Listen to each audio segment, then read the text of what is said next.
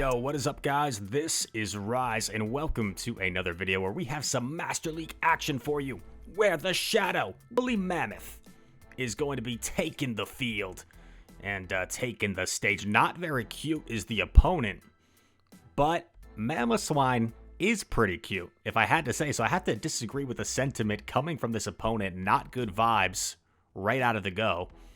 And we're going to see Dialga, Shiny Dialga, by the way, versus Zacian. I like taking the close combat and then throwing the Iron Head. That way this will one-shot and grabs a shield. Maybe going for a potential catch there. Swaps in the Groudon. Zacian going to get off another move here before probably dipping out to clear their debuff. And it is a close combat. Probably could have taken that. Ooh. And this is tough for Groudon. Can only hit for Fire Punches here. You take away with that flying typing the ability to hit for that really hard-hitting Precipice Blades. The new signature move for Groudon was just hit so dang hard. A better Earthquake, basically. And Dark Pulse going to chunk here. Interesting, not electing to throw the Fire Punch. This Dark Pulse might KO, and you kind of waste some energy there. But I guess wants to go for the farm now with Mamo, and maybe goes for a catch. I like the play. Gonna put it all on the Mamo. And Mamo, with its hard-hitting Avalanche, plus high horsepower, a very good sweeper Pokemon in the Master League. Is this high horsepower enough? Boom! To get it into Powder Snow downrange. We're gonna see. I think Mewtwo threw right away, right? So I think 5 Powder Snows is what you need to KO here. 1, 2, 3, 4. And in comes the Zacian. Oh, you lose. I was going to say you have to shield. There's no shields left. Shoot. Played that quite well. Came down to the very end. Unfortunate. And Brelfix. Sorry if I'm mispronouncing your name, man. But I forgot to give you a shout out. Thank you for the submission, dude. He's got the Dream Catcher, the Fly Catcher net. Going up against Slow Mover 1, 2, 3, 4. What's with all these names, dude? What's with all these weird names? Dialga versus Ho-Oh. This is probably where you want to see the Ho-Oh, but it's not a very comfortable matchup here for Dialga. Gonna shield the potential Sacred Fire here. I think it's a good shield. Attack fell, so that's not ideal. Going for the Draco Meteor. I like this. It's the safer play. Boom! Because either grab a shield or you do a lot of damage. Oof, okay. Gives up switch advantage as the opponent lures out the Groudon here, which is then met by Kyogre. However, Precipice Blades does a ton of damage, as you see. And gonna go for the Fire Punch here to put the pressure on. I don't know if this quite KOs, but it might draw a shield. It doesn't draw a shield. And the Groudon actually beats the Kyogre and gets to a Fire Punch because the opponent got a little bit greedy with their overfarm and perhaps didn't want to give Dialga a chance to farm down the Kyogre.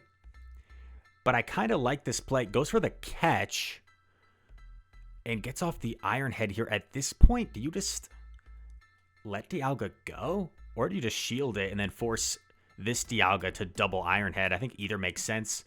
You let it go, you save a shield, and there's no way this opposing Dialga is going to get to 2 Iron Heads here. It takes a decent chunk of time to get to an Iron Head for a Dialga. It's 17 turns, 50 energy, so 3 energy per Dragon Breath. Would take 17 turns to get there the first couple times. Then would it drop to 16 turns the next time, I think.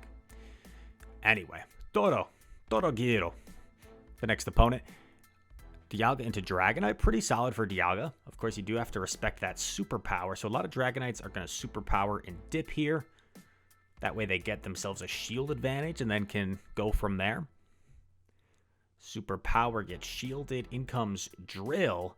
And Drill's going to be met here by Groudon. And let's see how he plays this. I feel like Drill is so glassy. All you really need here is a Fire Punch and can farm down. Precipice Blade seems kind of overkill. He's going to overfarm. Oh, and actually take another. This is going to put Groudon dangerously low, but doesn't seem to care. Precipice Blades would obviously one-shot the Excadrill. Boom! That's such a cool animation, by the way. I would presume Dragonite comes in to farm down. Groudon does get to a Fire Punch. Nice chip damage, which probably won't allow Dragonite to get to a move here against Dialga. In comes Metagross, a bit of a core breaker. I think really needs this Draco to land. Boom! Draco lands! And that could be the difference in this game, because now you simply let your Mamoswine go down if they throw energy, and you put it all on Dialga with a shield. Metagross makes the correct play, but we see Mamo get to another Avalanche, so Metagross is going to have to use the last shield.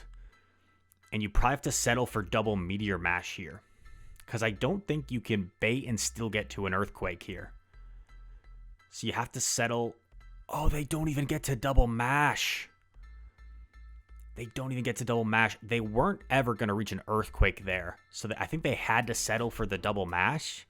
Maybe they were committing to Earthquake, because if you double Mash, that gets really close in the end with the Dragon Breath. Maybe Dialga hangs on, but I think it would have been awfully close. It's important sometimes if you're in a losing position to just try and play to your win con. Opponent's name was Acme Packer. That's, man, all the crazy names today. Packer, like Green Bay Packers. Dialga versus Ho-Oh. Shields the Sacred Fire. Attack fell. Playing identical to the last Ho-Oh lead we saw. Go for the Draco. Will the Ho-Oh bother to shield? Let's see. They do shield this time. And now this is a little uncomfortable for Dialga, so they're going to let it go at this point. Now it's more manageable to get rid of. It's not Fire Punch range yet, though. So yeah, you have to throw this right away to KO. It is resisted, but it's going to do way more than Fire Punch. Bang! In comes Lugia. Oh, wait, what the heck? Guys, I'm such a noob. What is this? What is that aura around Lugia?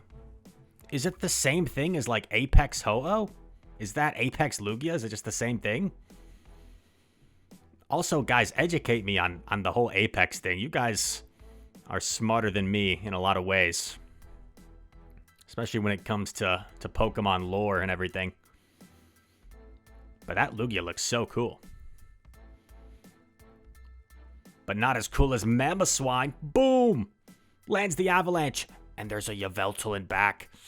Unfortunately, I don't know if Mamo can hang on here. A Dark Pulse would probably just about KO.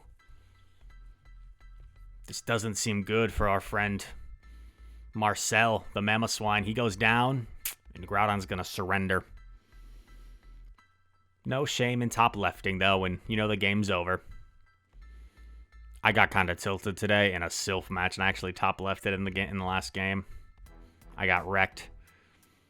I feel like I'm usually pretty good at keeping my emotions in check when I play, at least on the outside, but it's still something I need to work on. Is like if I get hard countered and I keep losing, on the inside, sometimes I start to let it dictate my gameplay. I start to make more brash decisions and not play to my win cons as much. So I think it's something that we can all probably relate to, right?